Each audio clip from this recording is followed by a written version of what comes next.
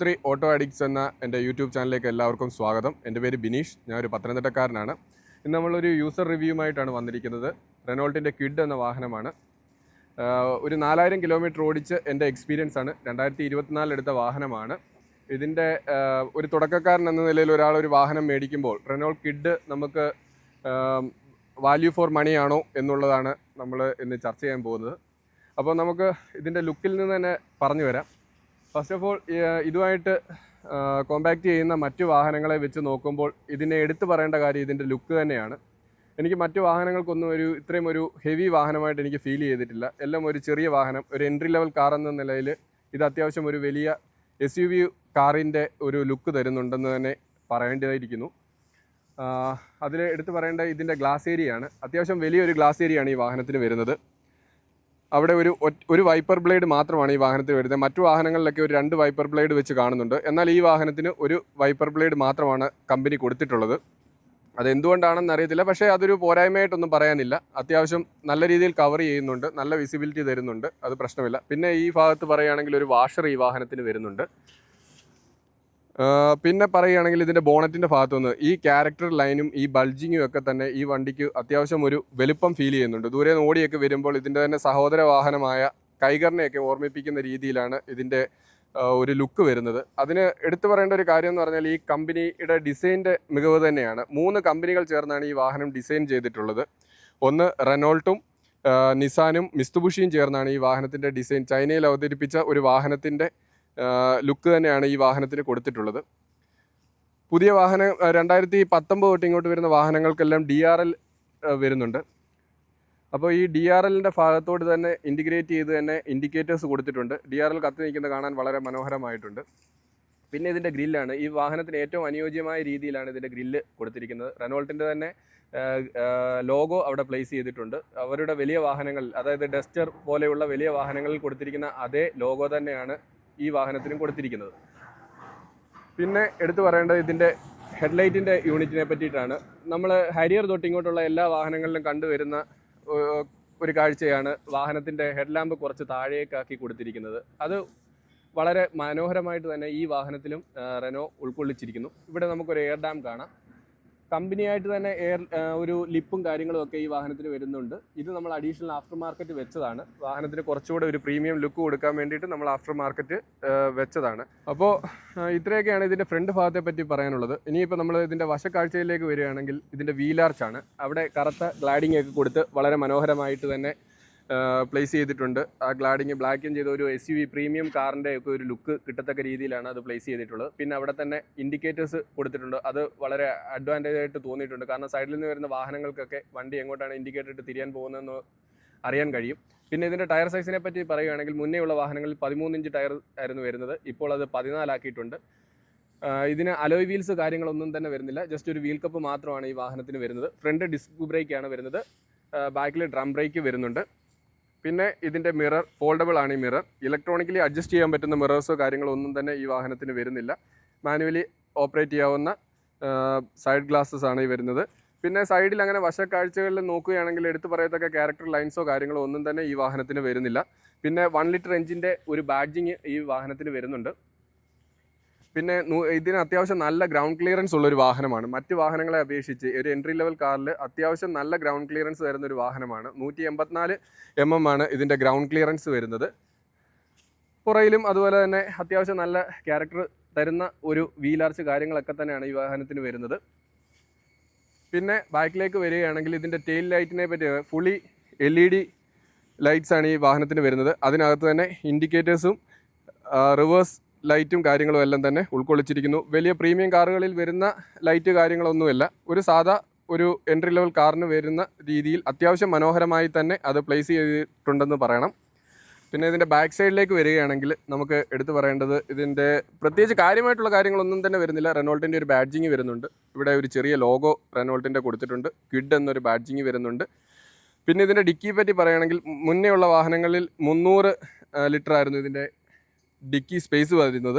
എന്നാൽ ഇപ്പോൾ അത് 279 ചുരുങ്ങിയിട്ടുണ്ട്. അതിൻ്റെ കാരണം എന്തെന്നാൽ വണ്ടിയുടെ വീലാർച്ച് അല്പം ഉയർത്തി ടയർ സൈസ് കൂട്ടിയത് കാരണം വണ്ടിയുടെ ഡിക്കി സ്പേസ് അല്പം കുറഞ്ഞിട്ടുണ്ടെന്നായിട്ടാണ് അത് അത്ര വലിയ പോരായ്മ എന്ന് പറയുന്നില്ല. സീറ്റ് മറിച്ചിട്ട് കഴിഞ്ഞാൽ നമുക്ക് അത്യാവശ്യം സാധനങ്ങൾ ക്യാരി ചെയ്യാൻ പറ്റും. അതുകൊണ്ട് തന്നെ വണ്ടിയുടെ വെയിറ്റ് അല്പം കൂടിയിട്ടുണ്ട്. ഒരു 30 കിലോ വെയിറ്റ് കൂടിയിട്ടുണ്ടെന്ന് തന്നെ പറയാം. പിന്നെ ഇതിൻ്റെ ബമ്പർ വരുമ്പോൾ ഇതിന് സേഫ്റ്റിയുടെ ഭാഗമായി പാർക്കിംഗ് സെൻസേഴ്സ് വരുന്നുണ്ട്. റിവേഴ്സ് ക്യാമറ തുടങ്ങിയ കാര്യങ്ങളൊന്നും ഈ കാറിന് വരുന്നില്ല. ഇത് ആഫ്റ്റർ മാർക്കറ്റ് നമ്മൾ ഇൻസ്റ്റാൾ ചെയ്തതാണ്. ഇത് ബേസ് മോഡലിൻ്റെ തൊട്ട് മുകളിലുള്ള വേരിയൻ്റ് ആയതുകൊണ്ട് തന്നെ ഇതിന് റിവേഴ്സ് ക്യാമറ കാര്യങ്ങളൊന്നും തന്നെ വരുന്നില്ലായിരുന്നു. നമ്മൾ ആഫ്റ്റർ മാർക്കറ്റ് ഇൻസ്റ്റാൾ ചെയ്തതാണ്. പിന്നെ എടുത്തു പറയേണ്ട ഒരു കാര്യം, എനിക്ക് നല്ലതായിട്ട് തോന്നിയൊരു കാര്യം ഇതിൻ്റെ പിന്നെ സൈലൻസറിൻ്റെ ഭാഗമാണ്. സൈലൻസർ ഇതുമായിട്ട് കോമ്പാക്ട് ചെയ്യുന്ന മറ്റ് വാഹനങ്ങൾക്കൊക്കെ വിസിബിളായിട്ട് തോന്നുമായിരുന്നു. പക്ഷേ റെനോ അത്യാവശ്യം ഇത് ഹിഡനായിട്ട് തന്നെ കൊടുത്തിട്ടുണ്ട്. നമുക്ക് കാഴ്ചയ്ക്ക് ഒട്ടും മോശമല്ലാത്ത രീതിയിൽ തന്നെ അത് ഡിസൈൻ ചെയ്തിട്ടുണ്ടെന്ന് പറയാം. ആഫ്റ്റർ മാർക്കറ്റ് ഇൻസ്റ്റാൾ ചെയ്ത സ്പോയിലർ കാര്യങ്ങളൊക്കെ തന്നെയാണ് ഈ വാഹനത്തിന് വരുന്നത്. ഇവിടെയാണ് ഇതിൻ്റെ ഫ്യൂവൽ ടാങ്ക് വരുന്നത്. അപ്പോൾ ഇത്രയൊക്കെയാണ് ഇതിൻ്റെ വശക്കാഴ്ചകളെ പറ്റി പറയാനുള്ളത്. ഇനി ബാക്കി വിശേഷങ്ങൾ നമുക്ക് വണ്ടിക്ക് ഉള്ളിൽ കയറിയിട്ട് സംസാരിക്കാം.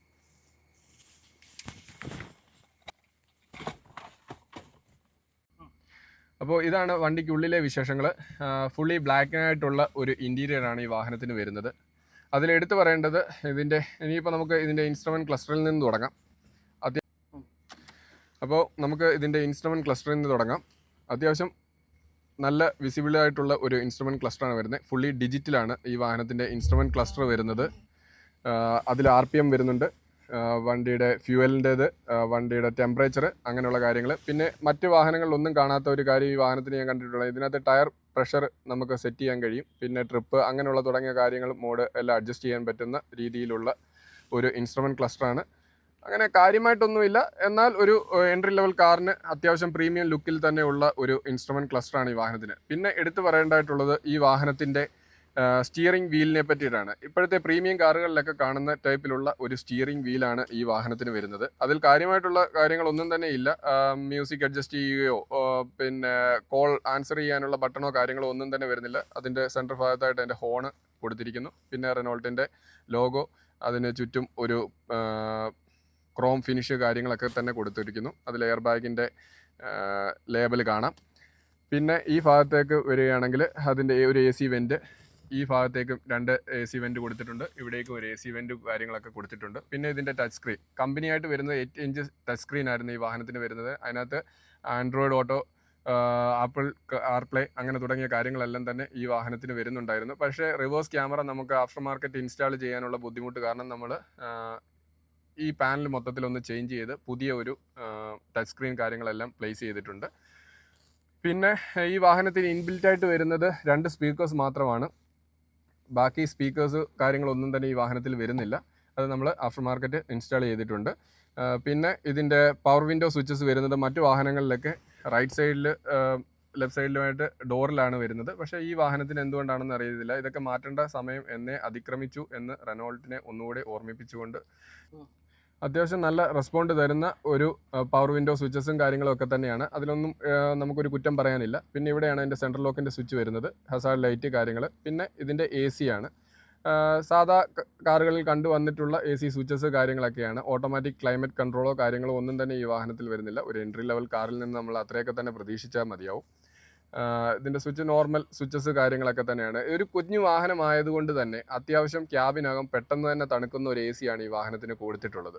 പിന്നെ ഇതിൻ്റെ സീറ്റിനെ പറ്റി പറയുകയാണെങ്കിൽ അത്യാവശ്യം നല്ല കമാൻഡിങ് പൊസിഷൻ തരുന്ന ഒരു സീറ്റാണ്.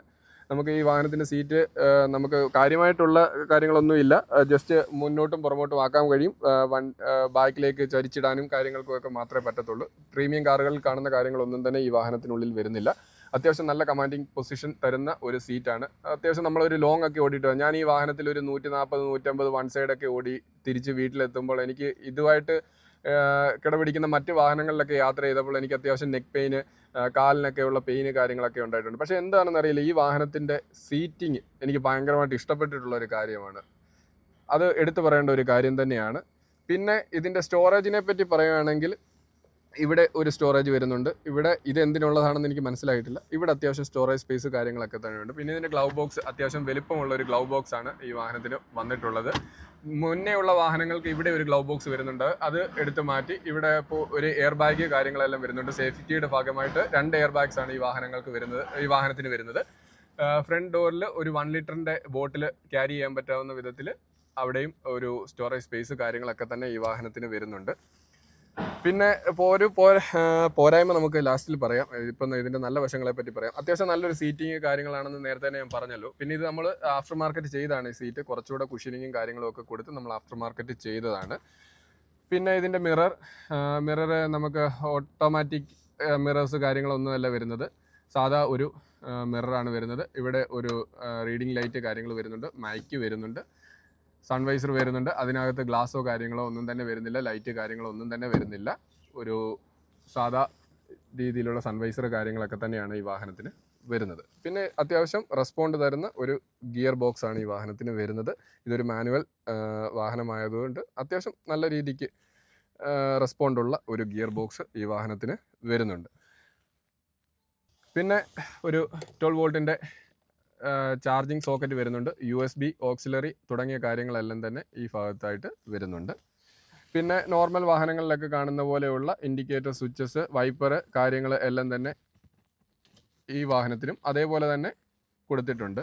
പിന്നെ എടുത്തു പറയേണ്ട കാര്യം എന്ന് പറഞ്ഞാൽ, ഇനിയിപ്പോൾ നമ്മൾ ഇത്രയും ഇതിൻ്റെ അഡ്വാൻറ്റേജ് കാര്യങ്ങളൊക്കെ തന്നെ പറഞ്ഞു. ഇനി ഇതിൻ്റെ ഡിസഡ്വാൻറ്റേജ് പറയുകയാണെങ്കിൽ, എനിക്ക് ഇഷ്ടപ്പെടാതെ അത്യാവശ്യം നല്ല രീതിയിലുള്ള ക്വാളിറ്റിയുള്ള പ്ലാസ്റ്റിക് ആണ് വരുന്നത്. എങ്കിൽ തന്നെ ഒരു പെട്ടെന്ന് സ്ക്രാച്ച് ആകുന്നു കേട്ടോ. പ്ലാസ്റ്റിക് ക്വാളിറ്റി എനിക്ക് അത്ര ഇതായിട്ട് തോന്നിയില്ല. ജസ്റ്റ് നമ്മുടെ നഖമായാലോ അല്ലെങ്കിൽ വണ്ടി എന്ന് വെച്ചാൽ ചാവിയോ കാര്യങ്ങളൊക്കെ കൊണ്ടു കഴിഞ്ഞാൽ തന്നെ ഒരു സ്ക്രാച്ച് ആവുന്ന ഒരു ഇതെനിക്ക് ഫീൽ ചെയ്തിട്ടുണ്ട്. ഒരു എൻട്രി ലെവൽ കാറിൽ ഇത്രയൊക്കെ പ്രതീക്ഷിച്ചാൽ മതി. അതിനുള്ള വില ഈ വാഹനത്തിന് വരുന്നുള്ളൂ. അപ്പം ഇത്രയൊക്കെയാണ് ഇതിൻ്റെ ഫ്രണ്ട് വശത്തെ വിശേഷങ്ങൾ. ഇനി നമുക്ക് ബാക്കിൽ കയറിയിട്ട് ബാക്കിലെ ഹെഡ് റൂം കാര്യങ്ങൾ, ലെഗ് സ്പേസ് കാര്യങ്ങളെല്ലാം പറ്റി സംസാരിക്കാം.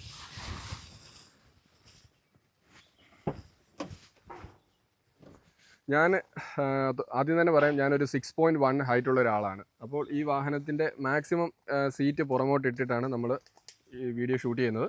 അപ്പോൾ എന്നെപ്പോലെ ഒരാൾക്ക് അത്യാവശ്യം അനായാസം ഇതിനകത്ത് കയറിയിരിക്കാം. വലിയ തൈ സപ്പോർട്ടോ കാര്യങ്ങളോ ഒന്നും തന്നെ എനിക്ക് കിട്ടുന്നില്ല. പക്ഷേ ഒരു നോർമൽ ഹൈറ്റുള്ള ഒരാൾക്ക് അത്യാവശ്യം ഇരിക്കാൻ പാകത്തിനുള്ള സീറ്റ് കാര്യങ്ങളൊക്കെ തന്നെയാണ് ഈ വാഹനത്തിൽ. പിന്നെ ഇതിൻ്റെ സ്പേസിനെ പറ്റിയിട്ട് പറഞ്ഞു കഴിഞ്ഞു. ഇനിയിപ്പോൾ ഇതിൻ്റെ ഹെഡ് റൂം, അത്യാവശ്യം നല്ല ഹെഡ് റൂം കാര്യങ്ങളൊക്കെ തന്നെ ഈ വാഹനത്തിന് കിട്ടുന്നുണ്ട്. ഒരു സാധാരണ ഹൈറ്റുള്ള ഒരാൾക്കൊക്കെ അത്യാവശ്യം സുഖമായി യാത്ര ചെയ്യാവുന്ന ഹെഡ് റൂം കാര്യങ്ങളൊക്കെ തന്നെ ഈ വാഹനത്തിന് വരുന്നുണ്ട്. പുറയിലേക്ക് AC വെൻറ്റുകളോ കാര്യങ്ങളോ ഒന്നും തന്നെ വരുന്നില്ല. സോക്കറ്റ് അങ്ങനെയുള്ള കാര്യങ്ങളൊന്നും തന്നെ വരുന്നില്ല. സ്റ്റോറേജ് സ്പേസസ് ആയാലും ഇവിടെ ഒരു സ്പേസ് അത്യാവശ്യം ഉണ്ടായിരുന്നു. അവിടെ വെള്ളമൊക്കെ വെക്കാൻ പാകത്തിന് ഫ്രണ്ടിൽ കൊടുത്ത പോലെ ഇവിടെയും കൊടുക്കാമായിരുന്നു. എന്തുകൊണ്ട് റെനോൾട്ട് അത് ഉൾക്കൊള്ളിച്ചില്ല എന്നെനിക്ക് അറിയില്ല. അത്യാവശ്യം നല്ല സ്പേസ് കാര്യങ്ങളെല്ലാം തന്നെ ഉണ്ട്. സീറ്റിംഗ് ആയാലും അത്യാവശ്യം ഇവിടെ നമുക്ക് ഹാൻഡ് റെസ്റ്റോ കാര്യങ്ങളോ ഒന്നും തന്നെ വരുന്നില്ല. ഞാൻ നേരത്തെ പറഞ്ഞ പോലെ തന്നെ ഇതിന് സ്പീക്കേഴ്സോ കാര്യങ്ങളോ ഒന്നും ബാക്കിൽ വരുന്നില്ലായിരുന്നു. ആഫ്റ്റർ മാർക്കറ്റ് നമ്മൾ ഇൻസ്റ്റാൾ ചെയ്തിട്ടുള്ള ഒരു സ്പീക്കേഴ്സ് കാര്യങ്ങളൊക്കെ തന്നെയാണ് വരുന്നത്. റീഡിംഗ് ലാമ്പോ കാര്യങ്ങളോ ഒന്നും തന്നെ ഈ വാഹനത്തിന് പുറയിലേക്ക് വരുന്നില്ല. അത്യാവശ്യം നല്ല സസ്പെൻഷനാണ് ഈ വാഹനത്തിന്. നമുക്ക് ലോങ് ഒക്കെ പോയിട്ട് വന്നു കഴിഞ്ഞാൽ ഒട്ടും മടുക്കാത്ത രീതിയിലുള്ള സസ്പെൻഷൻ തരുന്നൊരു വണ്ടിയാണ്. വലിയ ബോഡി റോളിങ്ങോ കാര്യങ്ങളോ ഒന്നും തന്നെ ഈ വാഹനത്തിന് വരുന്നില്ല എന്ന് തന്നെ പറയാം. ഒരു ആദ്യമായി ഒരു വാഹനം മേടിക്കാൻ പോകുന്ന ഒരു ഫാമിലിക്ക് എന്തുകൊണ്ടും ചൂസ് ചെയ്യാൻ പറ്റുന്ന ഒരു വാഹനമാണ് റെനോൾട്ടിൻ്റെ ക്വിഡ്. ഒരു എൻട്രി ലെവൽ കാറിൽ അത്യാവശ്യം നല്ല ഒരു വാഹനമാണെന്ന് തന്നെ പറയാം. അപ്പോൾ ഇത്രയും നേരം നമ്മൾ ഈ വാഹനത്തിൻ്റെ നല്ല വശങ്ങളെ പറ്റി പറഞ്ഞു. ഇതിനകത്ത് എനിക്ക് ഇഷ്ടപ്പെടാഴിക ഞാൻ പറഞ്ഞല്ലോ, ഇതിൻ്റെ പ്ലാസ്റ്റിക്കിൻ്റെ ക്വാളിറ്റിയാണ് ഒന്നാമത്തെ കാര്യം. പിന്നെ ഫ്രണ്ടിലെ ഗ്ലാസ് വാഷ് ചെയ്യുന്ന വാഷർ ഓപ്പണായിട്ടാണ് അവർ പ്ലേസ് ചെയ്തിട്ടുള്ളത്. അത് ഇച്ചിരി ഹിഡൻ ആയിരുന്നെങ്കിൽ കുറച്ചുകൂടെ മനോഹരമായിരുന്നു എന്നും എനിക്ക് തോന്നി. പിന്നീട് ഇതിനകത്ത് മോശമായിട്ട് പറയാനുള്ളൊരു കാര്യം എന്ന് പറഞ്ഞാൽ, കമ്പനിയായിട്ട് ഈ വാഹനത്തിന് ഒരു ഹാൻഡ് റെസ്റ്റോ കാര്യങ്ങളോ ഒന്നും തന്നെ കൊടുക്കുന്നില്ല. അത് കമ്പനിയായിട്ട് കൊടുത്തിരുന്നെങ്കിൽ വളരെ മനോഹരമായി. കാരണം 2 സീറ്റുകൾ തമ്മിൽ ഒരു ഗ്യാപ്പ് നമുക്ക് എപ്പോഴും ഫീൽ ചെയ്യുന്നുണ്ട്. ഒരു പാർട്ടീഷൻ ചെയ്ത് ഒരു ഹാൻഡ് റെസ്റ്റ് അവിടെ കൊടുത്തിരുന്നെങ്കിൽ വളരെ മനോഹരമായിരുന്നു എന്ന് തോന്നി. ബാക്കിൽ എയർ ബാഗോ കാര്യങ്ങളോ ഒന്നും തന്നെ വരുന്നില്ല. സേഫ്റ്റിയുടെ ഭാഗമായിട്ട് സീറ്റ് ബെൽറ്റ് കാര്യങ്ങളെല്ലാം തന്നെ ഉൾക്കൊള്ളിച്ചിട്ടുണ്ട് റെനോൾട്ട്. അപ്പോൾ ഇത്രയൊക്കെ തന്നെയാണ് ഇതിൻ്റെ ബാക്കിലെ വിശേഷങ്ങൾ. അപ്പോൾ നമുക്ക് ഈ വാഹനത്തിൻ്റെ ഡിക്കി തുറന്ന് ഇതിൻ്റെ കാര്യങ്ങൾ അകത്തുനിന്ന് നമുക്ക് ഓപ്പൺ ചെയ്യാവുന്ന സ്വിച്ചസ് കാര്യങ്ങളെല്ലാം തന്നെ ഈ വാഹനത്തിനും വരുന്നുണ്ട്. ഇപ്പോൾ ഞാൻ ജസ്റ്റ് എൻ്റെ കയ്യിൽ ചാവി ഇരുന്നുകൊണ്ട് അങ്ങനെ ഓപ്പൺ ചെയ്തതാണ്. 300 ലിറ്റർ ആയിരുന്നു മുന്നേ ഉള്ള വാഹനത്തിന് ഡിക്കി സ്പേസ് വരുന്നത്. എന്നാൽ ഇപ്പോൾ അത് 279 ചുരുക്കിയിട്ടുണ്ട്. അതിൻ്റെ കാരണം ഞാൻ മുന്നേ പറഞ്ഞ പോലെ തന്നെ വീൽ ആർച്ചിൻ്റെ ഹൈറ്റ് കൂട്ടി ടയർ സൈസ് കൂട്ടിയപ്പോഴത്തേക്ക് ഡിക്കി സ്പേസ് അല്പം കുറഞ്ഞിട്ടുണ്ട്. എങ്കിൽ തന്നെ 279 മോശമല്ലാത്ത ഒരു സ്പേസ് നമുക്ക് ഈ വാഹനത്തിനുള്ളിൽ കിട്ടുന്നുണ്ട്. ഇതിനകത്ത് ലൈറ്റോ കാര്യങ്ങളോ അങ്ങനെയുള്ള കാര്യങ്ങളൊന്നും തന്നെ ഈ വാഹനത്തിനുള്ളിൽ വരുന്നില്ല. എന്നാൽ തരക്കേടില്ലാത്ത രീതിയിൽ നമുക്ക് ലഗേജസ് എടുത്ത് ഈ വാഹനത്തിനുള്ളിൽ വെക്കാം എന്നുള്ളൊരു കാര്യവും കൊണ്ട് മോശമല്ലാത്ത രീതിയിലുള്ള ഡിക്കി സ്പേസ് ഈ വാഹനത്തിന് കിട്ടുന്നുണ്ട്. അപ്പം വാഹനത്തിൻ്റെ മറ്റു വിശേഷങ്ങൾ നമുക്ക് വാഹനം ഒന്ന് ഓടിച്ച് നോക്കിയിട്ട് ബാക്കിയുള്ള കാര്യങ്ങളെപ്പറ്റി നമുക്ക് സംസാരിക്കാം.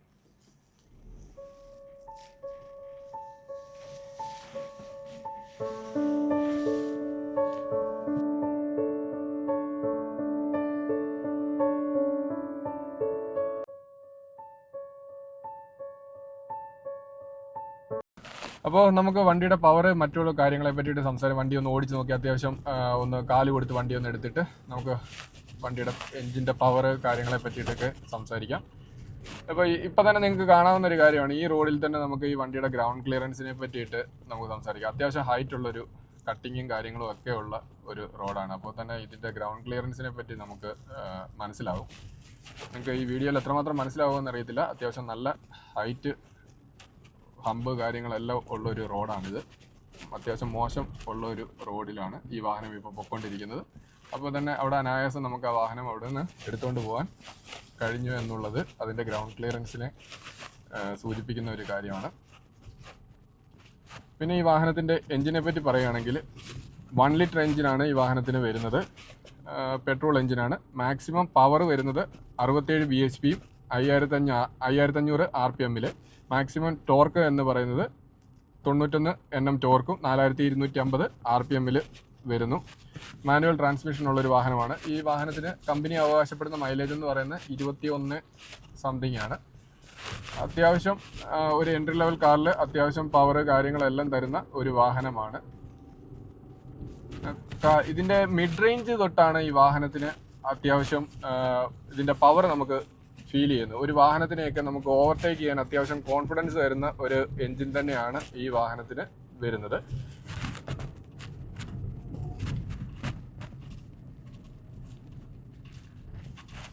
ഇതിൻ്റെ സസ്പെൻഷൻ നമുക്ക് എടുത്തു പറയേണ്ടതായിട്ടിരിക്കുന്നു. അത്യാവശ്യം നല്ലൊരു സസ്പെൻഷനാണ്. ഇതിൻ്റെ തന്നെ വലിയ വാഹനമായ നിങ്ങൾക്ക് അറിയാവുന്ന കാര്യമാണ്, ഡസ്റ്ററിനെ പോലുള്ള വാഹനത്തിൻ്റെയൊക്കെ തന്നെ സസ്പെൻഷനെ പറ്റി നിങ്ങൾക്ക് ഓടിച്ചിട്ടുള്ളവർക്ക് എല്ലാവർക്കും അറിയാവുന്നൊരു കാര്യമാണ്. നല്ല സസ്പെൻഷനാണ് ഈ റെനോൾട്ട് അവരുടെ എല്ലാ വാഹനങ്ങളിലും, അത് ഈ എൻട്രി ലെവൽ കാറിലും അവർ കൊടുത്തു എന്നുള്ളത് നമുക്ക് എടുത്തു പറയേണ്ട ഒരു കാര്യം തന്നെയാണ്. എത്ര ലോങ് യാത്രയൊക്കെ ചെയ്തിട്ട് വന്നാലും നമുക്ക് ശരീരത്തിനൊരു ക്ഷീണമോ കാര്യങ്ങളോ ഒന്നും തന്നെ ഉണ്ടാകുന്നില്ല. അപ്പോൾ എന്തുകൊണ്ടും ധൈര്യമായി നിങ്ങൾക്ക് ഈ വാഹനം ചൂസ് ചെയ്യാവുന്നതാണ്. അത്യാവശ്യം ഒരു ഓഫ് റോഡെന്ന് തോന്നിപ്പിക്കുന്ന റോഡ് കാര്യങ്ങളിലൂടെയൊക്കെ തന്നെയാണ് നമ്മൾ യാത്ര ചെയ്തുകൊണ്ടിരിക്കുന്നത്. അവിടെ എങ്ങും തന്നെ നമ്മുടെ വാഹനത്തിൻ്റെ അടി തട്ടുകയോ ഒന്നും തന്നെ ഇല്ല. വലിയ ബോഡി റോളിങ്ങോ കാര്യങ്ങളോ ഒന്നും തന്നെ ഈ വാഹനത്തിന് വരുന്നില്ല എന്നുള്ളതാണ്. അപ്പോൾ ഇതൊക്കെയാണ് റെനോൾട്ട് ക്വിഡിൻ്റെ വിശേഷങ്ങൾ. ഒരു തുടക്കക്കാർക്ക് എന്ന നിലയിൽ ഒരു വാഹനം നോക്കുന്ന ആൾക്കാർക്ക് എന്തുകൊണ്ടും റെനോൾട്ട് ക്വിഡിൻ്റെ ഈ വാഹനം ചൂസ് ചെയ്യാമെന്ന് പറയുന്നു. മാരുതിയുടെ 800, എക്സ്പ്രസോ തുടങ്ങിയ വാഹനങ്ങളെ വെച്ച് നോക്കുമ്പോൾ അത്യാവശ്യം നല്ല ഒരു വാഹനമായിട്ട് തന്നെയാണ് എനിക്ക് തോന്നിയിട്ടുള്ളത്. എൻ്റെ ഇത്രയും ഒരു വർഷത്തെ എക്സ്പീരിയൻസിൽ നിന്നാണ് പറയുന്നത്. എന്തുകൊണ്ട് നിങ്ങൾക്ക് ഈ വാഹനം ചൂസ് ചെയ്യാം. അപ്പോൾ നമ്മുടെ ചാനലിൽ കൂടി യൂസർ റിവ്യൂസ് ആയിരിക്കും നിങ്ങളിലേക്ക് എത്തുക. അപ്പോൾ നിങ്ങൾക്ക് ഈ വീഡിയോ ഇഷ്ടപ്പെട്ട് കഴിഞ്ഞാൽ ലൈക്ക് ചെയ്യുക. എന്തെങ്കിലും പോരായ്മകളോ കാര്യങ്ങളോ ഉണ്ടെങ്കിൽ DM ചെയ്യുക. ബെല്ലൈക്കൺ അമർത്തുക. പുതിയ വീഡിയോസ് നിങ്ങളിലേക്ക് എത്താൻ വേണ്ടിയിട്ട് ബെല്ലൈക്കൺ അമർത്തി കഴിഞ്ഞാൽ നമ്മൾ ഇടുന്ന പുതിയ വീഡിയോസ് നിങ്ങളിലേക്ക് എത്തുന്നതായിരിക്കും. അപ്പോൾ സ്കൂളൊക്കെ തുറന്ന സമയം കാര്യങ്ങളൊക്കെയാണ്. നമ്മൾ മച്ചന്മാരെല്ലാം ഡ്രൈവ് ചെയ്യുന്ന മച്ചന്മാരെല്ലാം അത്യാവശ്യം സേഫായി ഡ്രൈവ് ചെയ്യുക. കുഞ്ഞുങ്ങളൊക്കെ സ്കൂളിലേക്ക് പോയി തുടങ്ങി. അത്യാവശ്യം റഷ് കാര്യങ്ങളൊക്കെ ആയിരിക്കും റോഡിൽ. അപ്പോൾ എല്ലാവരും സേഫായി ഡ്രൈവ് ചെയ്യുക. എല്ലാവർക്കും നല്ലൊരു ദിവസം ആശംസിച്ചുകൊണ്ട് ഈ വീഡിയോ ഞാനിവിടെ വൈൻഡപ്പ് ചെയ്യുകയാണ്.